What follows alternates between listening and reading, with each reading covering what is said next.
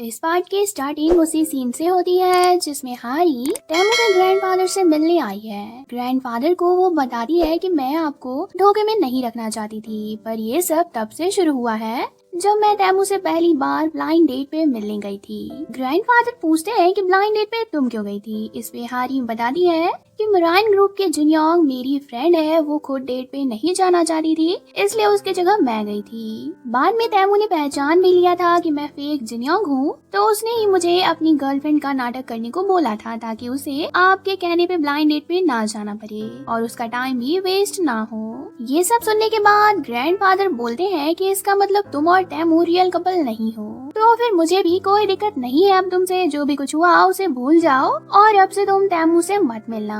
फिर हारी जब तक ग्रैंडफादर को ये बात बताती कि वो और तैमू तो रियलिटी में भी एक दूसरे को पसंद करते हैं और डेट भी कर रहे हैं, कि तब तक ग्रैंडफादर को कॉल आती है और पता चलता है कि तैमू का कार एक्सीडेंट हो गया है। ग्रैंडफादर घबराते हुए जल्दी से हॉस्पिटल चले जाते हैं। ग्रैंडफादर को इस सिचुएशन में वो दिन याद आ रहे होते हैं जिस दिन तैमू के पेरेंट्स का एक्सीडेंट हुआ था और उस एक्सीडेंट में ही उनकी डेथ हो गई थी। हारी भी भागती हुई जल्दी से हॉस्पिटल पहुंच जाती है। ग्रैंडफादर हारी को देख के बोलने लगते हैं कि तुम्हारी हिम्मत कैसे हुई यहाँ आने की, जब मैंने तुम्हें कह दिया कि तैमू से मत मिलना, तो फिर तुम यहाँ क्या करने आई हो। और मुझे तो ऐसा लगता है कि तुम्हारी ही वजह से मेरे पोते का एक्सीडेंट भी हुआ है। ग्रैंडफादर ये सब कह ही रहे होते हैं कि इतने में तैमू भी आ जाता है और वो कहता है कि मैं बिल्कुल ठीक हूँ, मेरे हाथ में बस थोड़ी सी चोट आई है, तो आप लोगों को अपसेट होने की जरूरत नहीं है। तैमू को ठीक ठाक देखकर सब लोगों को रिलैक्स फील होता है। इसके बाद तैमू हारी का हाथ पकड़ लेता है एंड ग्रैंडफादर को कहने लगता है कि मैं हारी से प्यार करता हूँ।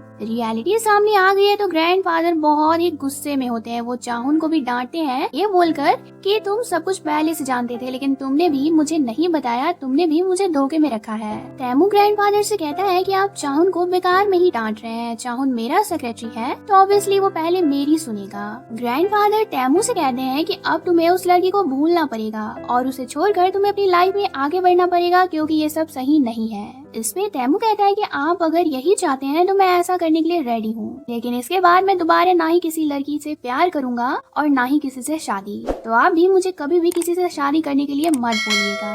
तैमू के मुंह से ऐसी बातें सुन के ग्रैंडफादर उससे पूछते हैं कि तुम क्या मुझे ये सब बोल करके धमकी दे रहे हो। तैमू बोलता है कि नहीं, मैं बस ये कहना चाह रहा हूँ कि मैं हारी से बहुत प्यार करता हूँ और मैं अपनी लाइफ उसके साथ ही बिताना चाहता हूँ। आप भी अगर मुझसे प्यार करते हैं तो प्लीज मेरे लिए हारी को एक्सेप्ट कर लीजिए, और अगर फिर भी आपको ये सब गलत लगता है तो मैं आपको बता देता हूँ कि स्टार्टिंग से ही हारी मेरी गर्लफ्रेंड बनने का नाटक नहीं करना चाहती थी, मैंने ही उसे जिद करके ऐसा करवाया था। और अगर आपको किसी से नफरत करनी है तो पहले आप मुझसे करिए। हारी जिनयोंग के साथ अपने घर जा रही होती है कि रास्ते में बारिश शुरू हो जाती है। बारिश को देखकर हारी को तैमू की फिक्र होने लगती है, इसलिए वो दोबारा से हॉस्पिटल चली आती है। तैमू भी समझ जाता है कि हारी मेरे लिए वरीड होकर ही यहाँ वापस से आई है, क्योंकि मुझे बारिश देखकर डर जो लगता है। फिर दोनों साथ में बातें करने लगते हैं। तैमू को अपने पेरेंट्स की आज बहुत याद आ रही थी, तो वो हारी को अपने पेरेंट्स के डेथ के बारे में सारी बातें बताने लगता है। तैमू बताता है कि मेरे पेरेंट्स की डेथ असल में मेरे ही वजह से हुई थी। क्रिसमस का दिन था और मैं उनके साथ अम्यूजमेंट पार्क जाना चाहता था।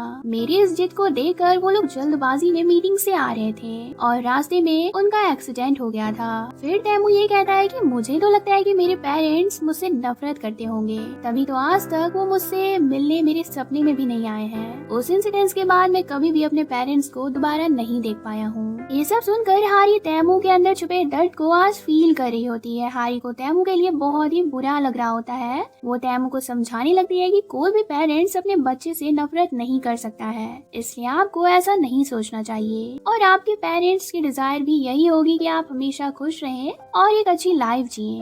तैमू को इमोशनल देकर हारी आज रात उसके पास ही रुक जाती है। नेक्स्ट मॉर्निंग वो जैसे ही अपने घर जाती है कि उसकी मॉम के सामने उसे झूठ बोलना पड़ता है कि मैं तो अभी तैयार होकर ऑफिस के लिए ही निकल रही हूँ, ताकि उसकी मॉम को ये ना पता चल जाए कि हारी पूरी रात घर के बाहर थी और अभी जस्ट ही वो घर आई है। एक तो ऐसे हारी की लाइफ में अभी कुछ सही नहीं चल रहा है और ऊपर से सबसे बड़ी मुसीबत जिसे संभालना हारी के लिए मुश्किल होता है वो भी आ जाती है। दरअसल गुस्से में आकर यूरा ने ये बात ऑनलाइन रिवील किया है कि हारी 2 टाइमिंग गर्ल है। वो गो फूड कंपनी के chief Lee Minwoo and Go Food company के प्रेसिडेंट दोनों को ही एक साथ डेट कर रही है। वो इतनी चालाक है कि उसके लिए ये सब करना बहुत ही आसान है। यूरा ने तैमू के साथ हारी की एक पिक भी ऑनलाइन अपलोड कर दी होती है, जिससे अब लोगों को भी उसकी बात पे यकीन करना ही पड़ता है।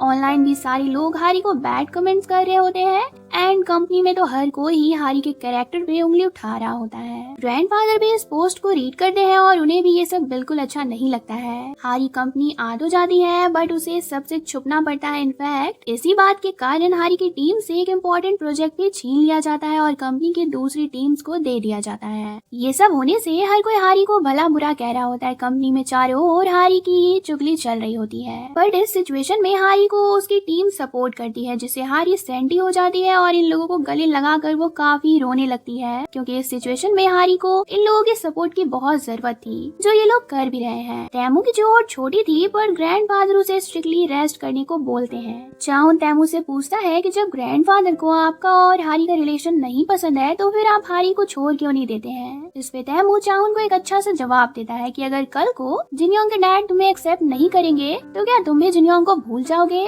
वो भी समझ आता है कि तैमू जो कर रहा है वो अपने प्यार के लिए कर रहा है। प्रॉब्लम को देखकर अपने पार्टनर को छोड़ देना, भूल जाना ये कोई सोल्यूशन नहीं होती है। यूरा के पोस्ट के बारे में तैमू को अभी तक तो कुछ भी पता नहीं चला है, क्योंकि ग्रैंडफादर ने तैमू को हॉस्पिटल में फोन यूज करने से भी मना किया है और इसलिए तैमू के पास अभी सेल फोन नहीं है। ग्रैंडफादर तो तैमू को अमेरिका भेजना चाह रहे हैं ताकि तैमू हारी को किसी तरह से भूल जाए। तैमू भी उनसे कह देता है कि मैं कहीं भी नहीं जाऊंगा और मैं हारी से शादी करूंगा ताकि उस पे कोई उंगली नहीं उठाए।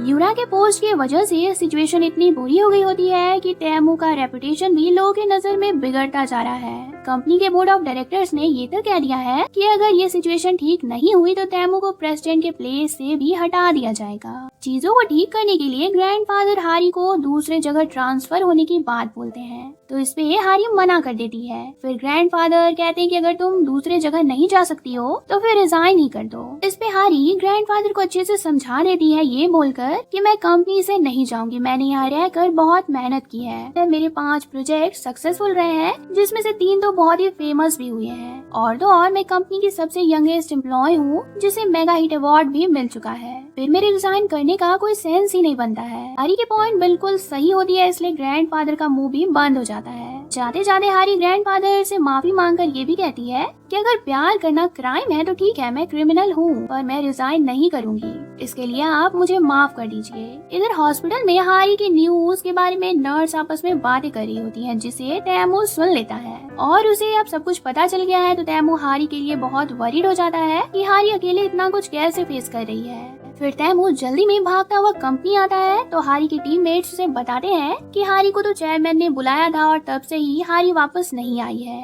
तैमू ग्रैंडफादर के पास जाता है और चिल्लाकर उनसे पूछने लगता है कि आपने हारी से मिलकर उसे क्या बोला है। ग्रैंडफादर बता देते हैं कि सिचुएशन सही नहीं है, इसलिए मैं हारी को ट्रांसफर होने को कह रहा था और वो नहीं हो सकती ट्रांसफर, तो मैंने उसे रिजाइन होने का भी ऑप्शन दिया। तैमू ग्रैंडफादर से बोलता है कि जो भी होगा उसे मैं फेस करने के लिए रेडी हूँ, लेकिन हारी को मैं नहीं छोड़ूंगा, तो प्लीज आप उसे फोर्स मत करिए यहाँ से रिजाइन देने के लिए और वो दूसरे ब्रांच में नहीं जाएगी। हारी ने हिम्मत दिखाकर ग्रैंडफादर को तो कह दिया कि मैं रिजाइन नहीं दूंगी, बट अब उसे ये लग रहा है कि उसने ग्रैंडफादर से थोड़ा रूडली बिहेव किया है, जो कि शायद सही नहीं था। हारी को समझ ही नहीं आ रहा है कि सिचुएशन में वो क्या करेगी। उसके पेरेंट्स को भी ये न्यूज पता लगेगा तो वो भी हारी से गुस्सा हो जाएंगे। तैमू को हारी कंपनी में नहीं मिलती है तो वो उसे ढूंढता हुआ उसके घर चला जाता है और हारी के मॉम डैड से पूछता है कि क्या यहाँ हारी आई है। इस पे वो लोग बताते हैं कि नहीं, हारी तो ऑफिस गई है और वो वहीं ही होगी। इतने में हाइमिन आता है तो तैमू हेमिन से बोलता है कि मुझे तुमसे इम्पोर्टेंट बात करनी है, तुम मेरे साथ बाहर चलो। तैमू हेमिन को हारी की मिसिंग होने की बात बताता है और कहता है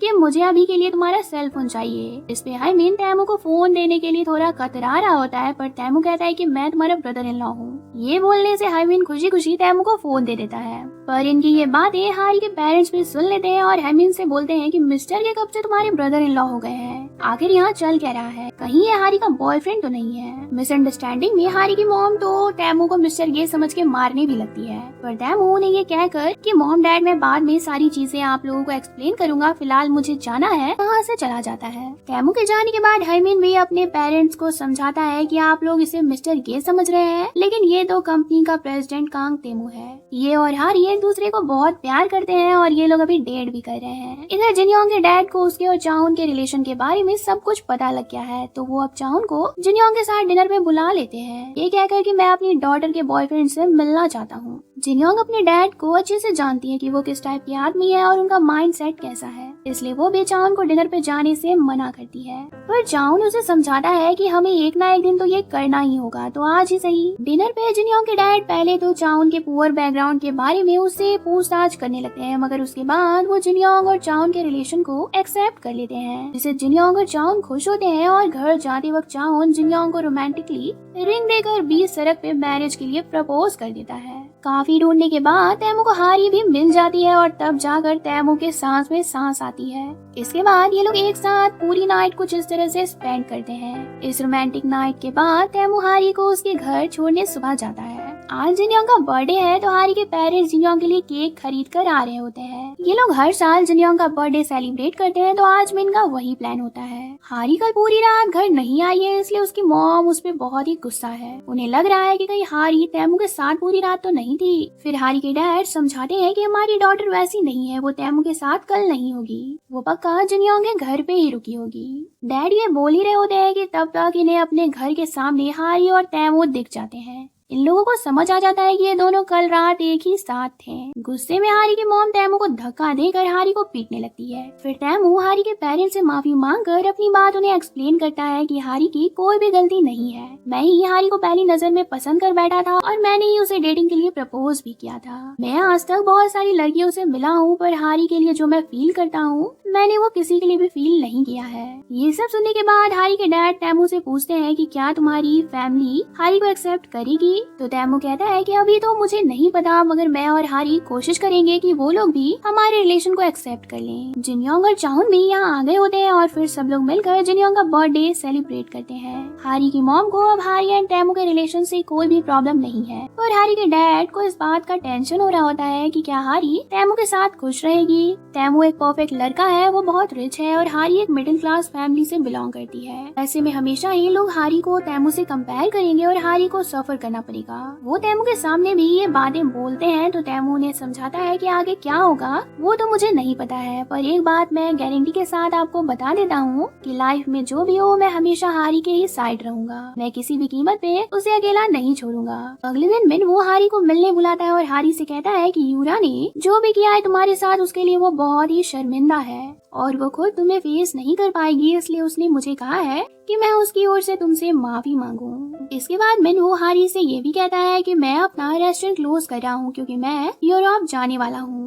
हारी पूछती है कि तुम्हारे साथ यूरा भी जा रही होगी, तो मिनमू बताता है कि नहीं, मैंने उससे ब्रेकअप कर लिया है। ये सुनकर हारी हैरान होती है। वो मिनमू से ब्रेकअप करने का रीजन पूछती है, तो मिनमू बताता है कि उसके और यूरा के बीच सब कुछ बहुत ही पहले खत्म हो चुका था और मुझे रियलाइज हो गया है कि जहाँ प्यार ना हो उस रिलेशन का कोई मतलब ही नहीं होता है।